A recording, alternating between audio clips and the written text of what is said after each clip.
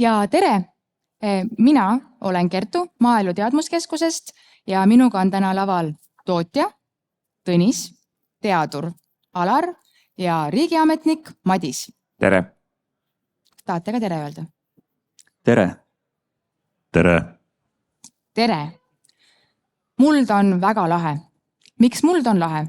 Mullast me saame toitu, vett ja kõike muud mõnusat. Selleks, et muld saaks rohkem kõlapinda ja mõlguks teie mõtetes rohkem, mõtlesin täna, et prooviks natuke mulda teistpidi avada. Läheneme siis sellele nõnda, et lõime selleks muldvillaku, kus mina annan mängijatele mõned vastused ja nemad proovivad leida küsimused ja mõttearendused sinna juurde vastavalt sellele, millist kogukonda nad esindavad. Kõik mängijad vastavad või küsivad kõiki vastuseid ja vaatame, kuhu me sellega välja jõuame. Esimene vastus, süsinik. Alar. Mis on huumus? Tõenäoliselt te olete kõik kuulnud, et sõna huumus. Ja kes on natukene süvitsi läinud, siis on seal kuskil taustal on see elemendina süsinik ja millest siis hästi palju tänapäeval räägitakse. Aga tegelikult, kui teadlase vaatena nüüd süvitsi minna, siis see, et kuidas selle huumuse sisse on ajalooliselt vaadatud, siis võib leida väga põhjalikke nagu selliseid uuringuid ja arvamusi, isegi maailmakuulsad Nature ajakirjade artiklid, kus öeldakse, et huumust pole maailmas olemas. Nii et kes vähegi viitsib, guugeldage, pange huumus does not exist ja te leiate väga palju sellist arvamust, millel on sügav teadus. Ja tegelikult see, et kui ta klassikaliselt kuskil 100+ aastat tagasi huumust käsitlema hakati, siis tänapäevale selline süvakeemia teadus ütleb, et tegelikult selliseid ühendeid, mida on taga otsitud, ei pruugigi tegelikult mullas olemas olla. Nii et meie teadmiste nagu vaated sellistest suurtest märksõnades, kas huumus või süsinik tegelikult ajas kogu aeg muutuvad. Täna me midagi arvame, ütleme, et siis võib-olla 10 aasta pärast kõik naeravad selle peale, et mida nad küll rääkisid. Madis. Kuidas olen mina seotud süsinikuringega ja ma mõtlen siis inimesed üldse. Nii et tegelikult, kui me täna räägime mullast, siis ma võtan siin hoopis uue lehe, sest sa kui oled pööranud kogu selle arutelu hoopis teistpidi, siis ma pööran hoopis vastupidi tagasi, et tegelikult me kõik saame panustada ka süsinikuringesse nii, kuna me kõik koosneme ka süsinikust ja kogu elu koosneb süsinikust, siis mida rohkem talletud, aga seda oma kehas, seda paremini ka nii-öelda me teedame muid eesmärke, nii et võib-olla see nii-öelda kehamassi suurus aitab meil paremini ka süsiniku talletada, nii et üks võimalus. Ja Tõnis. Jah, süsinik, mis on kõige kuumem trend praegu põllumajanduses, et süsiniku sidumine, süsiniku heitmete vähendamine minule kui tootjale on praegu põhiline, et kuidas vähendada süsiniku õhku paiskamist, otsekülv, mineraalväetiste vähendamine, vahekultuuride kasvatamine ja kuidas mina võiksin hoopis siduda süsinikku, on see, et ma kulutan vähem kütust, teen igasuguseid muid asju, mis selle süsiniku heidet vähendavad. Et see on kindlasti praegu kõige suurem asi, mis põllumajanduses toimub, lisaks süsinikukrediidide müümine siis nendele, kes saastavad, et nemad saaksid indulgentsi osta. Selleks meie põllumehed näeme palju vaeva. Ja tuleb hõbevillak Alarile. Ütle üks asi, mida sa näed, kus on sees süsinik. Ma näen näiteks Kertut. Kas võib öelda, et süsinik on peaaegu igal pool?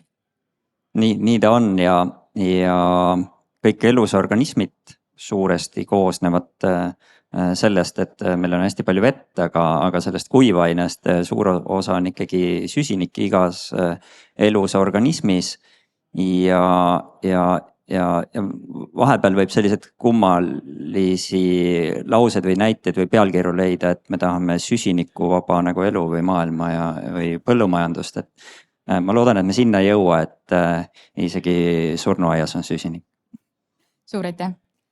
Järgmine muld 200, mulla elu. Tõnis. mis siis oleks siis, kui meil mulda ei oleks? Väga lihtne vastus, siis ei oleks meil mitte kui midagi.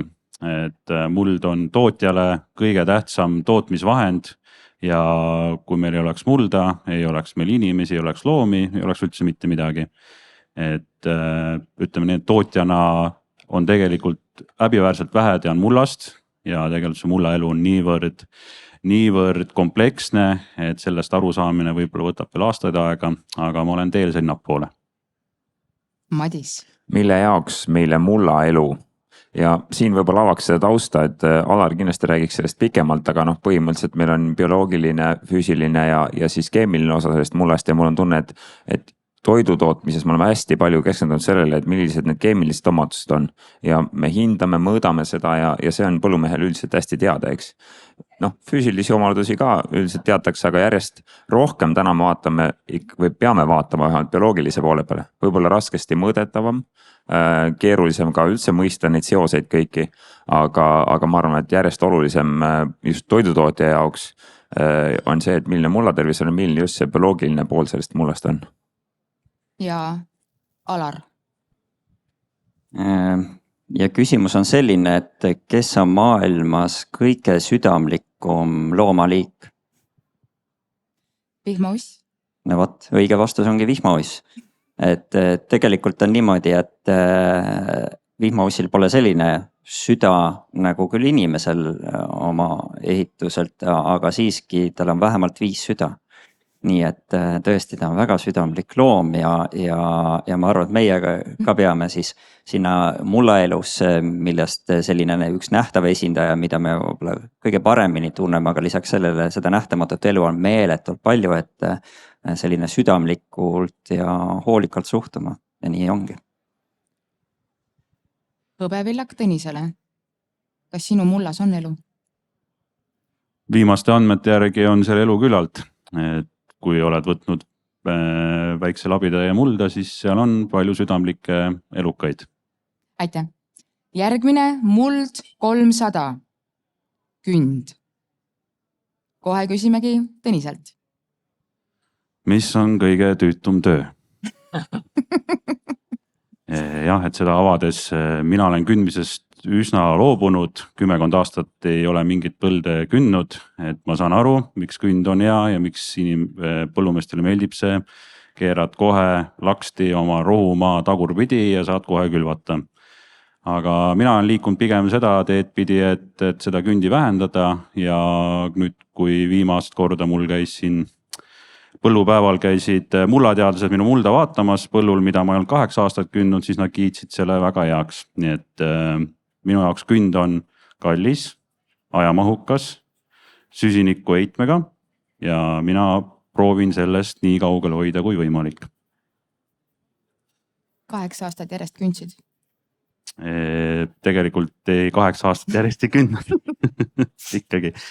Aga jah, ennemalt kündsin, 8 aastat ei ole kündnud. Aitäh täpsustuse eest. Alar. Mida tuleb teha öösel? Ja see on sellepärast, et kui sa päeval teed, et siis naabrimees ja ühiskond vaatab halvasti su peale. Aga tegelikult on tausta mõte see, et neid uuringud on mujal maailmas ka tehtud, aga mujal maailma eeskujul, aga meie ülikoolis Jaan Kuht 90-ndatel võrdles päevast ja öist kündi. Ja arvake ära, et miks see öine künd parem oli. Mitte sellepärast, et naabri ees siis on vähem piinlik on, aga on sellepärast, et öine künd näitas see, et see surus paremini umbrohtusid alla ja seemnete idanemine on öise künni puhul väiksem. Millega see nagu seletatav või seotud on, et selline väga tõsiteaduslikult seda ei ole nagu selgeks tehtud, et aga no selliseid näiteid ka on, et igal asjal võib neid aspekte või mitmeid olla isegi künni juures. Ja Madis? Kuidas toimib kündmine? Tegelikult mul tuli mitu mõtet kohe pähe, et eile ma kuulasin ühte seda vestlusringi, kus Tõnis oli ka, siis sa Tõnis vist ütlesid, et pool naljaga, et pritsimine toimub paremini siis, kui tuled on kustu, et putukad siis ka ei näe. Et ega see läheb sinna Alari kapsaaeda, mis ta vist ütles. Et aga ma vist mõtlesin enda selle peale, et mis mu enda kokkupuude künniga on peale selle, et ma siin riigiametis ka pean sellega tegelema. Et mitte otseselt künniga, aga vähemalt poliitika kujundamise poolega, et mõni aeg tagasi õppisin Ameerikas erinevaid asju, siis mõtlesin, et tahaks midagi praktilist ka teha ja siis ühes farmis käisin päris palju aitamas ja siis üks hetk andki omal sihuke vana traktor, Pinocchio ninaga, hästi pikk nina oli tal ja väike põld ka, nii et selles mõttes kündmine oli päris lahe, selle väikse põllu peal vähemalt ja noh, niimoodi väikses mahus, nii et ei ole midagi hullu, aga noh, selge see, et tuleviku mõttes peame vaatama, mis mõistlik on, et ma arvan, Tõnis ütles need märksõnad ära juba, et ei ole ju see maailm mustvalge, ei ole kündmine hea, ei ole ainult halb, vaid eks ta seal kuskil vahepeal ole, et peab alati neid maarimisviise praktikaid vaatama, et teatud tingimustel kindlasti mõistlik asi ja tulebki teha, aga ilmselt selline lauskünnipõhine lähenemine nagu siin Nõukogude aja lõpus ja võib-olla ka taasiseseisvumise aja alguses, et see ka päris mõistlik ei ole, nii et eks me peame selle pendi kuskile sinna mõistlikkuse koha peale tagasi lükkama. Väga hea vastus. Järgmisena muld 400, keeruline ja pikk sõna. Kontra urbaniseerumine. Ja viskan palli kohe tagasi Madisele. Proovi seda sõna öelda kõigepealt. Kontra, vot juba läks nasitsioon, vot see on nii pihiksed kirjas seal, ei hakka seda lugema. Ühesõnaga proovime nüüd aru saada üldse, et mida siin mõeldakse. Küsime siis nii, et mis asi see on üldse ja proovige te hääldada seda. Proovige teie ka, kontraurbanisatsioon. Eestikeelsema sõnaga vastulinnastumine. Sellega on päris raske riime leida. Aga ühesõnaga teema on täiesti arusaadav ju, et kui me täna räägime sellest, et Eesti pindalast pool on metsad, viiendik on umbes põllumaa, eks, et mis me selle 1 miljoni hektariga laias laastus teeme, et eks meil väiksed riskid ole siin, et seda põllumaad ikkagi imustavad ka teised meie kodanikud, eks, kellel on plaanid kas metsa laiendada või siis teid rajada, maju ehitada ja nii edasi. Nii et selles mõttes selles ei ole iseenesest midagi halba, et inimesed oma ampluaad laiendavad, aga noh, eks me peame vaatama, et mis need strateegilised ressursid riigil on ja kuidas neid kasutada. Et kuna mina vastutan põllumajandustootmise poliitika kujundamise eest, siis väga selgelt on meie huvi see ikkagi, et meie toidutootmine säiliks Eestis. Seda oleks võimalik teha siis optimaalsel pinnal, see 1 miljon hektarit me leiame, et on päris optimaalne pind. Ja ütleme nii, et kui vaadata neid täpsemad neid kitsaskohti, siis kindlasti see on just nendel kohtadel, kus siis väärtuslik põllumaa asub. Mõnikord asub kahjuks ka linna lähedal ja siis on muidugi risk väga suur, et sinna tekivad elamurejoonid. Minu arust Alar on oma ettekannetes tihti näidanud Tallinna külje all asuvat nii-öelda platsi umbes, et 2000 ja 2020 ja siis seal on näha, kuidas see asi on kõik laienenud ja Tartu ilmselt on umbes samas kandis, kus meil on siis väärtuslik põllumaa ümbritsemas linna ja need riskid on päris suured. Et meie missioon, kui rääkida mulla kontekstis, on kindlasti see, et vähemalt väärtuslik põllumaa oleks hoitud ja kaitstud ja tegelikult ka kogu põllumaa pind nagu sellisel suurte sammudega ei väheneks. Aga kas inimesed peaksid linnadest rohkem maale ka minema? No nüüd sa räägid juba regionaalpoliitikast, et kindlasti, et selles mõttes see on minu kolleegi vastutada õnneks, et kõiki asju ei saa niimoodi, ei jõua ja ei saagi, aga ütleme, et me tegeleme riigi poolt kindlasti sellega, et maal elamine oleks atraktiivne ja mitte ainult selle jaoks, et toitu toota siin, enamasti see küll käib läbi toidu, aga põhimõtteliselt ikkagi, et maal oleks elamisväärne elu, et otseselt see mullaga nüüd ei seostu, aga kindlasti meie huvi on ka see, et inimesed tuleksid maale. Võib-olla on paremas kontaktis mullaga siis? Ma isegi just mõtlen ka selle peale, et äkki kui nad on selle toidu tootmise ja mullaga paremas kontaktis, siis äkki nad on mõnusamad. Jaa. Alar. Ma seda lavaka sisseastumiskatset ei hakka proovima, et ma ise hääldan seda sõna. Et aga küsimus on, et kus elavad pensionärid? Ja kui ma oma doktoritööd tegin, siis ma vaatasin ka, et kuidas muld ja põllumajandusmaa kasutus peale iseseisvumise taastekkimist nagu muutus ja toimus. Ja üks nagu oluline näitaja on mulla boniteet ja kui regionaalsel ja vallatasandil seda analüüsi sai tehtud, siis hästi huvitav ja kõige tugevam seos ei tulnud see mitte, et mingi põllukultuuri saagiga või sellega, vaid tuli tegelikult see, et milline on pensionäride osakaal ühe või teise valla elanikest. Nii, ja see trend oli siis sedapidi, et mida viletsamad mullad, seda rohkem pensionäre.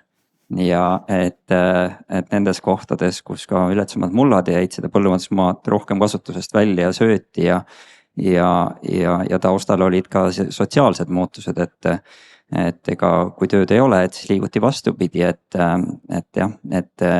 eeldus võiks olla, et ühesõnaga kui noored maale, et siis võiks nagu suunata siis, kui nad põllumajanduse tegema, et siis peaks mulla boniteedi järgi vaatama, kuhu neid suunata, et siis oleks neil äkki lootust ellu ka jääda ilma suurte toetusteta. Et ma hea meelega annaks selle sõna edasi oma kolleegidele, kes tegelevad ja ma olen täiesti kindel, et need, kes regionaalpoliitika eest vastutavad, nad ei ole kunagi mõelnud sellele, et kuidas boniteedi ja selline maale elamise nagu motivatsiooni suhe on oma vahel. Ma arvan, et see on väga oluline, aga kas me võime ka tuua siit seose, et pensionärid on maakurnajad? Ei, seda kindlasti mitte. Ma arvan, nad on heas mõttes laisad kasutajad ja kui sa midagi laisalt kasutad, et siis see taim muld saab ise omaette väga hästi hakkama.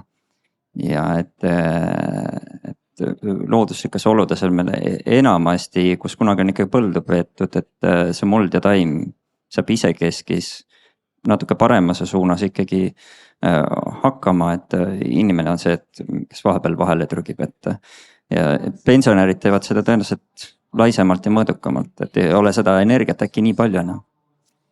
Aga põllumees, põline maakurnaja, kuidas sina seda vastust näed? Kas see on vastus sinu küsimustele? Mis võib tekitada siis tülisid linnast maale kolinute ja põllumeeste vahel? Kas see võib olla kontraurbanisatsioon? Kas see võib? Kas see võib olla? Mul on endal ääriveeri kogemusi ja minu sõpradel põllumeestel on ka kogemusi, kus inimesed kolivad maale ja neile tuleb üllatusena, et põllumehed teevad maal tööd põllu peal ja mõnikord ka öösiti ja mõnikord ka päeviti ja nad pritsivad ja nad panevad läga ja see lõhnab. Et on olnud kergeid kokkupuuteid, on olnud ka raskemaid kokkupuuteid inimestega, kes ei taha sellest väga hästi aru saada. Et siin kutsume üles inimesi ikkagi aru saama, et kui nad kolivad maale, siis seal, kui sa oled ostnud omale mingi puust lobutiku kuhugi keset põldusid, siis võid karta, võid arvestada, et seal toimub põllumajanduslik tootmine ja töö, et ärge siis kohe minge põllumeest sarjama, kui teil natukene tuleb siukest mõnusat kopsurohtu tuppa. Aga teisalt ei saa öelda, et see ju iseenesest ka halb on, sellepärast, et tulevad linnast inimesed maale ja neil on hoopis teine perspektiiv, hoopis teine nägemus, kuidas põllumajandus võiks teha. Kindlasti seal on ka regeneratiivne, võib-olla mahepõllumajandus on nagu mõtetes, et see on ka ju pigem Tallinna hipsterite seas trend siiski, et toodame ökolt, toodame mahedalt. Et ka meil kui põllumeestel on seal õppida, et kes on nii-öelda tavatootjad, et tegelikult olekski tore, kui me kõik sõbralikult läbi saaksime ja ei läheks väga suurte eelarvamustega siis üksteise kõri kallale. Suur aitäh! Ja muld 500 kõige raskem küsimus, vastutus. Alar.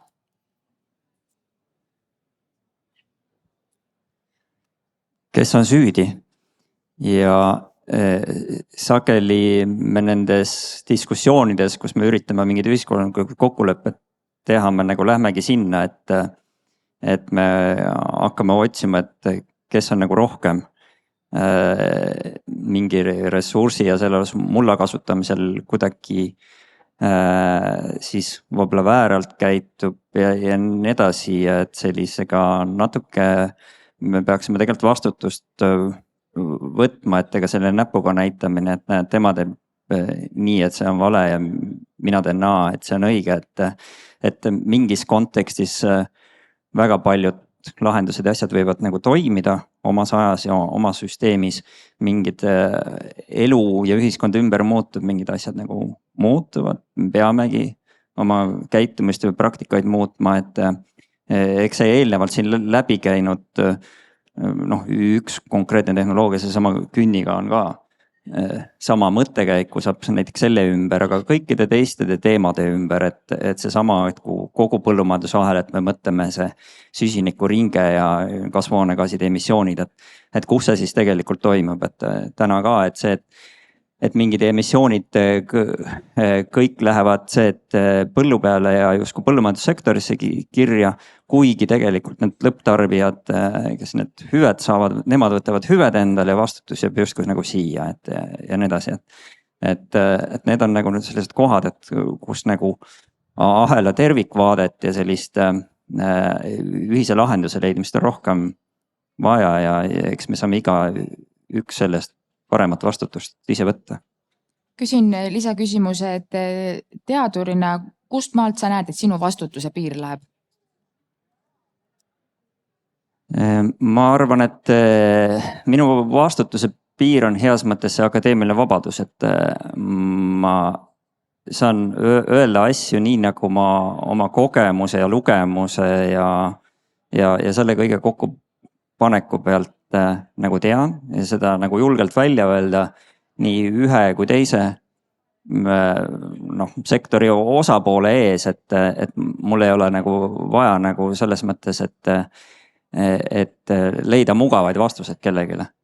Et nagu see on nagu minu eelis tõenäoliselt, et see, et kui sa töötad sektori ühes või teises, kus sa pead nagu äri tegema, siis sa oled tõenäoliselt natukene rohkem ühes teises suunas alati nagu kallutatud ja nii edasi, et kas enda nagu konkreetse rahakoti peale mõeldes või pikema perspektiivi või lühema või töö peale ja nii see on, et Madis, ma nüüd ei mäleta küll küsimuse algust, aga tõenäoliselt nii ta ongi. vastus oli meil ju küsimuseks.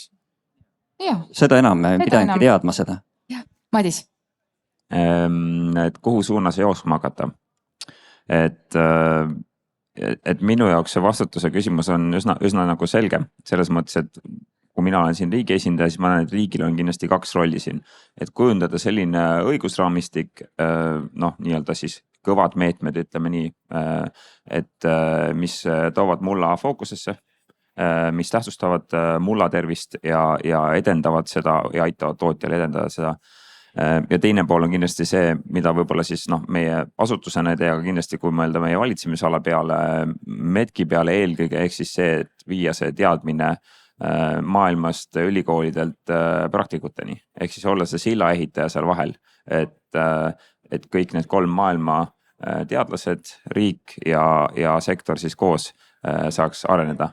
Et see on nagu ma näen seda, mis on siis riigi roll. Ma arvan, et seda, mis peaks siis ülikoolid tegema, sellest juba Alar rääkis, ehk siis, et see objektiivne vaba teadmine sellest, et mis teoreetiliselt peaks üldse tegema selle jaoks, et meil oleks mullad hästi hoitud.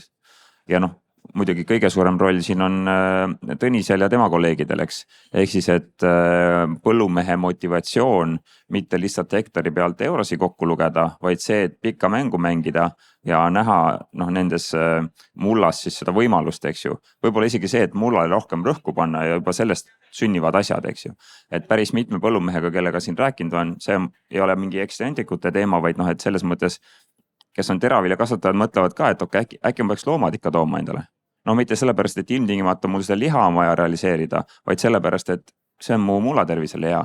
Need on küll vähe, ja need on täiesti normaalsed inimesed, kes nii on sellist mõtet avaldan, kes täna praktiseerivad seda, eks, et nad toonud loomad endale, on ju. Mitte küll piimakasvatus, sest see on või piimakarjakasvatus, see on juba nagu keerulisem võib-olla, aga et lihaveiste näol või karjatatavate loomade näol. Nii et ma arvan, et väikeste sammudega me liigume sinna poole. Küsin lisaküsimusena, et kuidas riigi vaates tundub, et kumb on muna ja kumb on kana, et kas enne peaks tulema teadus ja selle järgi praktika või praktikud peaksid andma selle mõtte, mis poole võiks uurida või oma uurimusküsimusi püstitada? Ma ikkagi, ma ei taha neid pärdikuid kellegi õla peale panna, aga ma ütleks, et eelkõige see on ikkagi tootja, kust peab tulema see motivatsioon ja initsiatiiv, et teaduses maailmas on omad ilmselt põhimõtted, mille järgi toimitakse, aga ma ütleks nii, et nagu see lõplik vastutus läheb ikkagi tootjale, eks. Ülejäänud süsteem saab aidata, läbi nii-öelda õigusraamistiku, mis soosib, läbi toetuste, mis soosivad, läbi nügimise, läbi selle teadmised on, mida üldse võiks teha, on ju. Nii et selles mõttes paneks mugavalt selle nagu tootja õlule kogu selle. Neil on suured masinad, nad jaksavad seda kanda.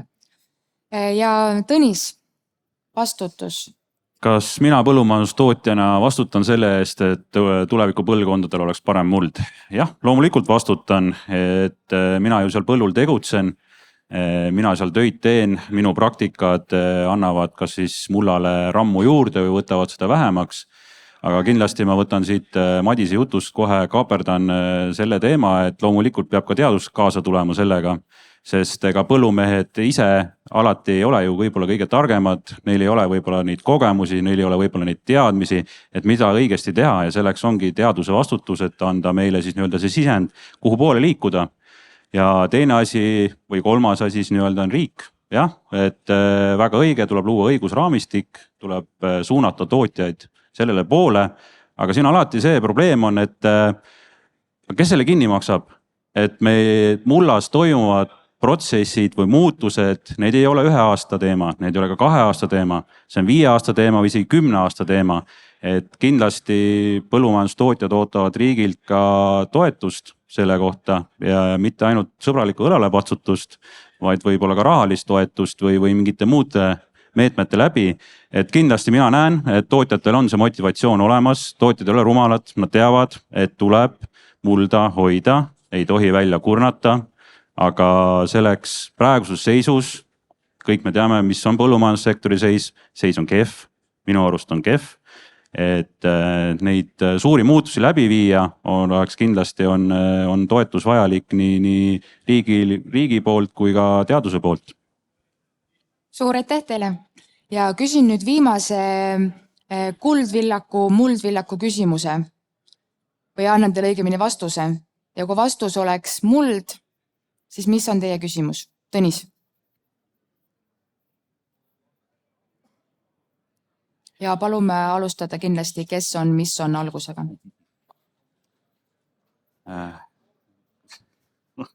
Tabasid mind praegu täitsa ootamatult, et vastus, mille nimeks on muld. Aga ma ütlen ikka endiselt, et mis on põllumehe kõige tähtsam tootmisvahend? Aitäh. Alar? Elumaraton. Mis on elumaraton? Ja et muld on nii elu alus kui ka siin kõrvalt põllumees sosistas, et meil on nagu pikka vaadet, seda maratoni vaadet vaja, et sprinterid me oskame kõik olla. Aga jah, et tegelikult tuleb osata seda pikka vaadet ja sellega ka hakkama saada. Ja muld seda kindlasti ise on, aga meie ei oska võib-olla alati sellesse niimoodi suhtuda. Te ütlesid väga hästi, et muld on elu alus, et nii elu kui elamise alus kui ka see alus, mille peal me üldiselt ju kõik seisame. Ja palun, Madis. Mis on kõige ägedam asi maailmas? Nagu sa ütlesid, Kertu, seda sa oled terve selle pool tundi oodanud, ma tean. Et ja tegelikult on äge, sellepärast ma ei ole ise põlluharija, väike peenar on, okei. Nüüd eelmine aasta ehitasin omale kompostikasti ka ja minu arust on jumala äge seal vaatamas käia, teed selle kaane lahti, eks vaatad, et kuidas asjad jälle progresseerunud. Ise midagi tegema ei pea, on ja vahepeal segan jälle vaatad, mis seal mitu vihmaussi asja, nii et on äge. Suur aitäh teile. Et mina olen Kertu Tammik Maaelu Teadmuskeskusest ja kui teil on veel häid vastuseid või teil on küsimusi, siis võtke julgesti ühendust ja kohtume järgmisel korral. Aitäh. Aitäh. Aitäh.